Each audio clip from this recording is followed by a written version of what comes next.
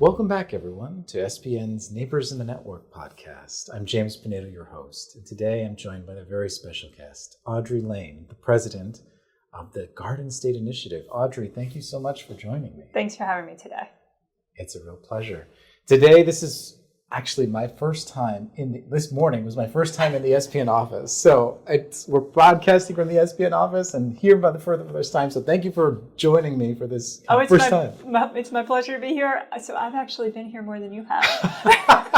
There you go. I know. I had the pleasure of being here last month to talk about some energy issues with a brilliant group of policy experts. So that was a great experience and a good collaboration. And now I'm back. Wonderful. I'm glad. And we're here with the Development Bootcamp. So It's been, I love the energy. I love people talking about all this great stuff, like learning how to grow the network through development. It's amazing. It's been a really busy week. And this is the value in coming to these events is collaborating with people, especially us being a smaller organization, that I can really hear what people are doing around the country and the good work everyone's doing and maybe how we can implement that in New Jersey as well.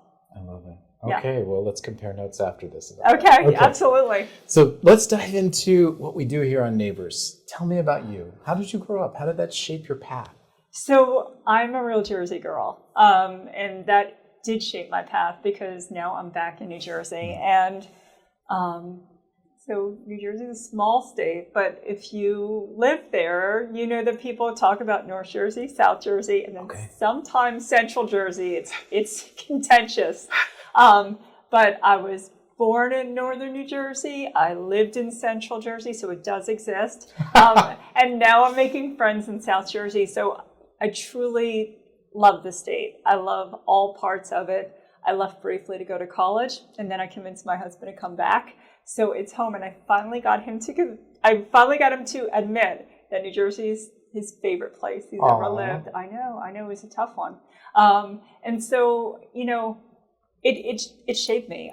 People are from New Jersey. We're passionate about it. We're gritty, and we appreciate all the parts of it, from the shore to the mountains. I can ski and go to the beach all within an hour of my house, and then I can get into the city and also, to Philly. So, we're passionate about the state, and I truly mean this. Like, every day I wake up and I want to make it better. So that's what drives me. Well, tell me I've never heard the story of someone growing up in New Jersey. Tell me what's it like growing up there? I know you said a lot of skiing, a lot of beach, but tell me about it. I mean this. It's a melting pot. There are, and we're serious about it. There's, Italian food and Chinese and Thai and Uzbekistani and Indian, and I can get all these places, from my home, and we all share, and we're communal, and we're all about family. And I, once it's in your heart, it doesn't go away. We're gritty. We roll up our sleeves, and that actually comes in handy in this job, because you have to. We work hard, and at the end of the day, it's family that matters. New Jersey is serious about that. That's great. Yeah. So did you grow up thinking that this was going to be your path, working in a think tank? That is a great question. I really mean this. I hope my sister watches this. No, my sister is the one who's always been driven by government and politics, and she went to law school in D.C., and she works here, and she raises her family here. Wonderful. And so we had dinner last night, and she was like, how did you get here? No, I had a completely different path. I went to school not far away, Johns Hopkins University, so left home to go to college. And I studied communications and journalism and writing, and I was going to be a writer. And then left and worked in New York and worked for Hearst magazines, right? And so I was all about the communication side of things. And, life is funny. You go in different paths, and I not shortly thereafter raised a family. I stayed home with my children, and I was so fortunate to be able to do that. Again, back to that family element of it being, so much a part of my heart. And so funny thing happened though, as I raised my family, is one day I started working part-time, and I saw the way things were going in our town, and I thought, I think I can do some of this a little bit better. So I ran for office, and I served on council in my town, and I started speaking publicly about issues and things, and I thought, something a little bit bigger now than my town. They call it borough, right? Yeah. I'm from the borough of Mountain Lakes. Yes. Borough. Yes. And so I served as a councilwoman in my borough. I think that's so cool to call it that. It makes me think of like hobbits in the Shire or something like that. And so I started to think about bigger issues, and really it was the state was putting down these mandates that we were having trouble following. Either we didn't have the resources or the money, or we had to raise taxes. And I thought, well, that isn't exactly fair that we have these mandates and we had no say, right? It was coming from Trenton. And so I started to realize how important the decisions made at the state level were, and how those decisions really inform our lives a lot more on the day-to-day basis than at the federal level, in my view, and how I really started to feel like I can make a difference. And so I got more involved. I volunteered on a congressional campaign and started working 7 days a week on that. My family had no idea what happened. I mean, I'd stayed home for, 14 years to raise. Wow. Yeah. What a switch. And then I worked 7 days a week during the pandemic when everybody else was home. Yeah. My gosh. And it was fascinating, but I felt like I was a sponge. I listened to people. I listened to frustrated people in my state. I listened to other candidates that I felt were disingenuous. And I really started to dive into policy issues. And I thought about different ways to solve problems. And that's how I got involved in this. And I just started meeting more and more people in my state and making connections and trying to understand where people were coming from and where legislators were coming from. Because if we're not meeting them halfway, then we can't get anywhere, really. Sure. Yeah. So I was looking up a little bit of your background, and I saw that you worked in magazine publishing and things like that. And I immediately thought of, she's just like that girl from What Women Want, like that, that Mel Gibson film. Was that what it was like? I like don't know. I actually haven't seen that, haven't but seen now it? you're making me want to see that. It came out around the similar time I saw, and I really liked that movie. Okay, I'm going to have to get back to that. So fast-paced. Tell me, what was it like working in Hearst magazines? Oh, well, it was more like Devil Wears Prada, I think. Okay, I know that one. Okay. Yeah, totally. And that sounds intense. Yeah, I worked hard, and I think that shaped my work ethic. Actually, you were there late, and you got there early, and you left the room ready for a board meeting, or and you learned everybody's style, and you learned that the respect and the people who came before you and who had positions higher than you were to be followed. There was a hierarchy, but it had been earned. As far as the really difficult personality, fortunately I didn't deal with that, but It was the work expectation. I think I respect, and would I want to do it over again? No, but I think it then shaped me to be able to work on a campaign. Sure. Like everything is a step in that direction. So I'm fortunate to have had that opportunity. Was it what you so you grew up thinking that was kind of what you were aiming for, something like that, right? And you made it. Was it what you were expecting? Well, truth be told, I grew up thinking I was going to be Jane Pauley. Jane Pauley. See, now you're younger. See, we're crossing. But she was on the Today Show before, whoever's on now, Hoda Kotb. She started it. She was really the first female journalist in that morning show realm. So an on-camera personality. Oh, yes. That's who I thought I was going to be. Yes, I was quite sure of that. And then I realized I actually might be a little bit better behind the scenes or with a little bit a different angle. So I think, as I said, every step takes you in a different direction. Right. So I wasn't going to be Jane Pauley, but what was I going to be? I don't know, right? And then Hearst magazines. So what was that switch? So you're getting there early, working late, highly competitive, just a lot going on, and then you switched. You said you started to raise a family. What was that switch like? That sounds. Yeah, it's funny how that happens, right? Yeah. You go from work maybe being the most important thing to, I fell in love. I don't know. I got married. And I fell in love with my kids and the whole. No, I'm blessed. I really mean that, to have had that opportunity, and I'm thankful. Yeah. Really, it's interesting. I think my mom and dad worked super hard, and they were both working parents. And I think my mom was of the generation of equal rights for women and, Title IX. And in some ways, I think it was an adjustment for her to consider me staying home with the family. And that was an interesting shift for her. But she really appreciated it and just came to respect it. I think a lot of ways our views were different. I was, very different in my views growing up, and I have since shaped my family's views in certain ways. But my sister, who I mentioned, is in DC. We have very different views on everything. So Thanksgiving's really interesting in my house. Yeah. As is this, whole season now. It must be a really spicy conversation. It can be. It really can be. There are certain years we avoided certain conversations and issues and personalities. We still avoid certain issues and personalities. So, yeah. Okay. But it's, respectful. We have to all learn to respect each other and think about things differently. That makes complete sense. Yeah. So you had that incredible blessing. I can tell it was just a wonderful time to be able to, means the world to me. Focus that.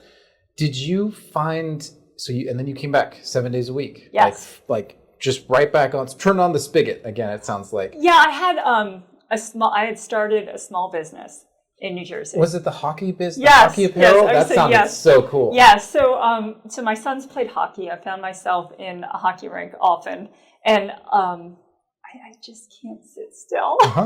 So I started this business, and it's interesting because actually all of my pieces shape where I've landed today. So I had to source products, and initially, having no money, I started sourcing product overseas, and so worked to find, this was before Zoom was really Zoom, right? So I was Skyping with people in India and China to source product, and we found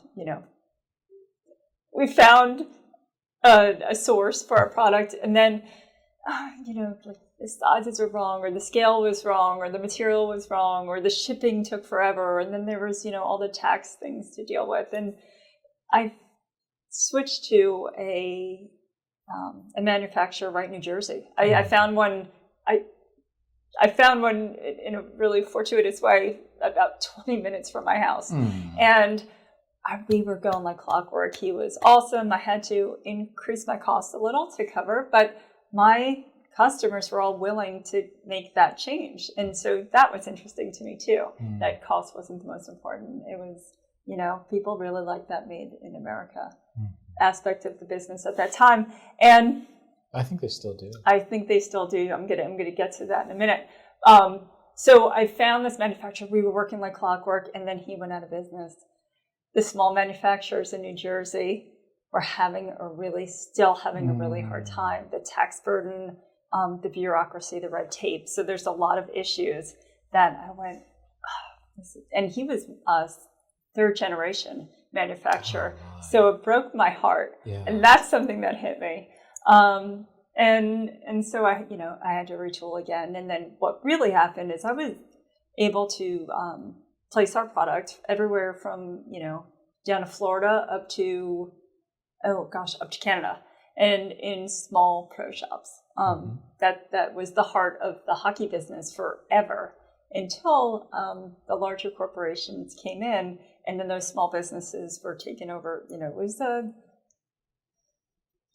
at the time it was, Walmart came in, Amazon came in, and it was the same kind of thing. There's a larger corporation that really took over, and these smaller businesses went by the wayside. And again, multi-generational smaller businesses were were struggling in New Jersey in particular because of red tape, because of certain impediments to business. We're not a very business friendly state. And so I saw that firsthand.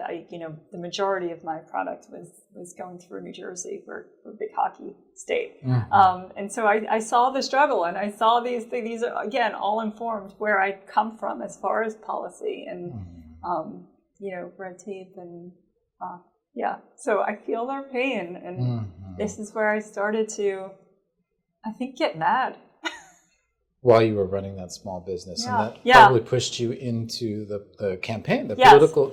So it pushed me into. I think there was just an opportunity. I was running some events and doing some things in my town and organizing. I created different clubs and ran our annual Christmas tree event in my town, and I ran our annual fish derby in our town, and I was just very involved. And so people had come and asked if I would, run for election. And so I did. So again, it's all a process. Yeah. Goodness. So it sounds like you have all these different experiences that really came together big time that brought you to Garden State Initiative. Yes, and it's really interesting because I have now an internship program that I started at Garden State Initiative, and I have these fabulous interns. It's the second year in a row, and they're from Georgetown and American and GW, and these really, and they all want to know how I got to where I am, and I said, this is not a career path I would actually recommend for anybody. Oh, but it sounds like a wonderful one. But I said, but what you have to do is know that you're not on a linear path. Take chances, take turns, learn more, and then bring all of your knowledge to your next step. And that's what I'm encouraging them to do, and encouraging them to think about policy in different ways and from their lens, because they're the next generation. And I said, don't lose your lens. Don't try to look through my lens. First of all, you have no idea what it is. You can't. You're not there yet. But second of all, I want to know what your lens is. You have your own insight and your own fresh ideas, and maybe between yours and between mine, we'll come up with a really good solution. But right now, nobody has the answer, so let's come up with it together. Yeah. I love it. And I want to hear more about this particular group of interns. I remember you all posted something about last year's group of interns. They were great. And they had done like specific policy areas that were passionate to them. And then they published about it. That sounded so, I've shared about it in the Week in Review. Thank you. It was so great. So please share more about these guys too. Sure. So they're working on policy again this year. Amazing. And the policy they're coming together on is, so they all come up with individual projects and present to the group. And then as a group, I have them come together on one of the 5 that are presented. I said, all right, which one do you want to present to a legislator? And so they have come around to small nuclear reactors. And amazing. Yeah, and so as a integral part of our new New Jersey Energy Master Plan, which is being updated at the state, and we just did a great report on it. I was hearing it came out last month, right? It came out May 1st by Mark Mills. Who is brilliant, and I felt blessed to have worked with him on this project. And so they used some of the outline from him, but now they're really diving into these small nuclear reactors and finding research and how New Jersey could implement them in the next iteration of our New Jersey Energy Master Plan. So they're doing good work, and I just set up their presentation meeting with one of our state legislators at the end of the month.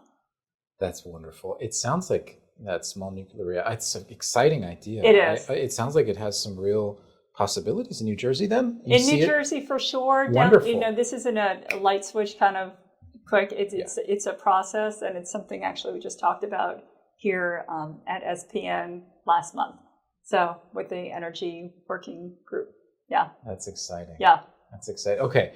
So I hear about all these switches in your life. So take me through, like, what was it the first day coming in to be president at Garden State Initiative? Like, what was that whole process like? So it was gradual. Okay. They brought me on to work on a corporate business tax reform project that we did with Art Laffer. Oh, and, I love the Laffer Center is great. I love their stuff. They're so good. Yeah, I highly recommend, people dive into his work. And not only is his work on paper amazing, but meeting him he's got more energy than you and I put together. Awesome. I mean, yeah. And he came and spoke at our forum last year.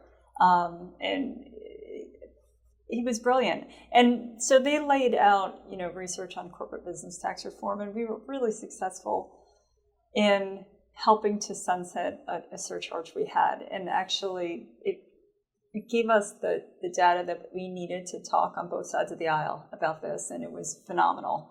Unfortunately, the governor made a change this year and went back on the legislation we had passed last year, and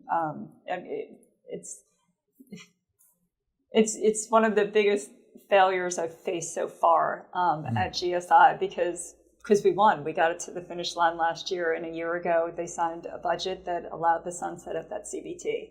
And then the governor came back this year and not only reenacted it, calls it a corporate transit fee, and he's made it retroactive. So it was crushing to the business community, our corporations. New Jersey's losing Fortune 500 companies. We've lost about 30% over the past 7 to 8 years, and we can't afford to continue to lose that revenue, jobs, intellectual capital, vibrancy. It's a problem facing our state, and it keeps me up at night. On the personal side, what do you what's the process? You get a big setback like that. How do you what's your process for, okay, we got to keep going, or what do you do? So my process is, and what we were successful in, is building a coalition. And I've worked with the chambers of commerce at the state, regional chambers, other business groups, other interested parties. Small businesses are highly affected because obviously they're in this sphere and they support the larger businesses. So anyone involved in economic development, even the unions in the state. So there's a network. I wasn't alone. There's a network that I've built and we've built together to start to, and we went back to square one. We're going to retool. We're going to prove that this was really a bad policy move. And we're going to keep working on it. So I was actually, I found out yesterday while I was here, one of the largest organizations in the state, and it hasn't been announced yet, so I'm not going to say who it is, but they're recognizing me as a leader in this state advocacy. So they're recognizing 10 women in October for their work on advocacy, and they've recognized my work on the CBT issue. Congratulations. Thanks. Yeah, it's a really big deal to be amongst some of these other leaders in the state. Yeah.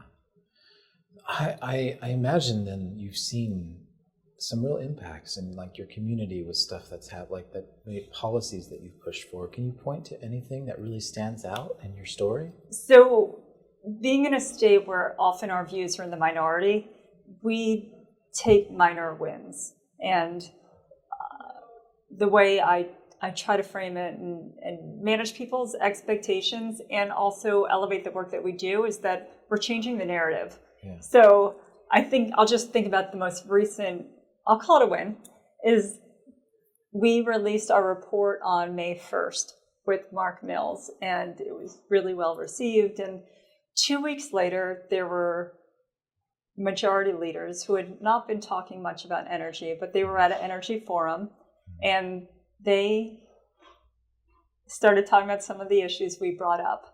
And they started talking out loud about the use of nuclear and, the fact that maybe EVs weren't going to be the solution. We surely weren't going to be able to implement them by 2035, as is mandated at this time. But that some of the policies that are currently in effect are cart before the horse kind of policies. So bringing people over the other side 2 weeks after our forum and 2 weeks after we released our report was really a good moment for us. Yeah. I mean, you're seeing what you're speaking about is something that we talk about with an SPN's staff as well. Is how can we just talk to communities that aren't divided up into partisan divides, but just a local community and what's good for that community. And you're seeing that with with that report. Absolutely, and it's one step at a time, and parsing it out. So one of the initiatives I've taken on is to go into communities and do interviews like these with leaders. And I just went to Ocean County and sat down with the head of tourism and county commissioner and state assemblyman and 2 state assemblymen, and really talked about the policies and the issues and energy and the economy and impediments to small business and how we can make change and getting views. And, I've had the opportunity to speak to the South Jersey Chamber of Commerce, and I just moderated a panel, up north with different, so getting the conversation going and guiding the conversation in a way that has, facts and information behind it, and then drawing truthfully from other states and the work of the other states at SPN, and saying this worked in Pennsylvania, which I have to unfortunately say all the time, and I'm a little competitive about it, but they did this corporate business tax step down. Look at the businesses, the inflow of business. Look at our out-migration. We're comparing to other states, and sometimes it's a cautionary tale, and sometimes it's a aspiration. But, talking at the local level and really pointing out, I think when you can parse it out and make it tangible and say, right there, Pennsylvania's right there, and look what they're doing. We can do it too. And getting people on board, county by county. I think that's really important, and I think it's how you make the change. Is it a little bit of element of getting the competitive juices flowing too? 100%. 100%. I was a college athlete, and I take it with me. Every day is game day. That's great. Yeah. So I thank you so much. She's eating into her lunchtime to speak to us. So thank you. Not a priority. So tell me, what are your big goals and hopes that you have there in New Jersey, and then for your organization in particular? Wow. Okay, so in New Jersey, we've got to get our spending under control. We just released a report about the fiscal cliff in New Jersey. In 2028, we really hit a wall. We will have spent down our federal surplus that was given to us during COVID. We're in deficit spending, so we've got to get that in check. We have to change some of our tax structure. We have to make it more fair. These tax credits, they're picking and choosing winners when we really need to make it just a more fair situation. It's personal to me. My parents both left the state for a better economic situation in the state that doesn't tax pensions and doesn't, overtax the different generations. My kids are on the verge of, they left for college and they may not come back to New Jersey because it's unaffordable. So making New Jersey affordable for, the next generation and the generation older than I am, that's a goal. And so changing policy and making things, making the cost of living in our state it's changing that fabric of what I started this conversation talking about is, that family unit. Mine personally is in different directions because of bad policy. Yeah. And that's what drives me. Amazing.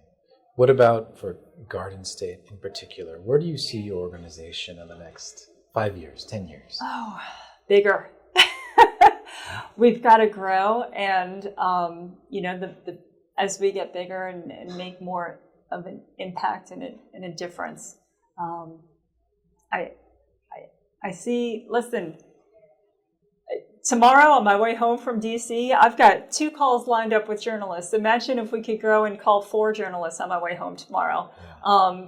Making the difference so that we can really elevate these issues, make the change, and start to focus on more things. I mean, right now I'm thinking about affordable housing, school funding, tax burden. We're doing, a pension report. We could do so much more. So we have to be successful and make a bigger difference. We just need to be bigger. We need to keep going.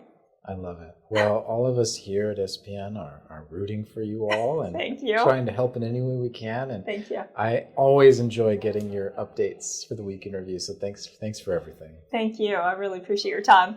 So do I. And thank you all for joining us here on Neighbors in the Network. We hope you've enjoyed this episode of Neighbors in the Network, a podcast by the State Policy Network that explores state-based solutions, federalism, and public policy through insightful conversations with incredible individuals working to empower local governance and liberty for all.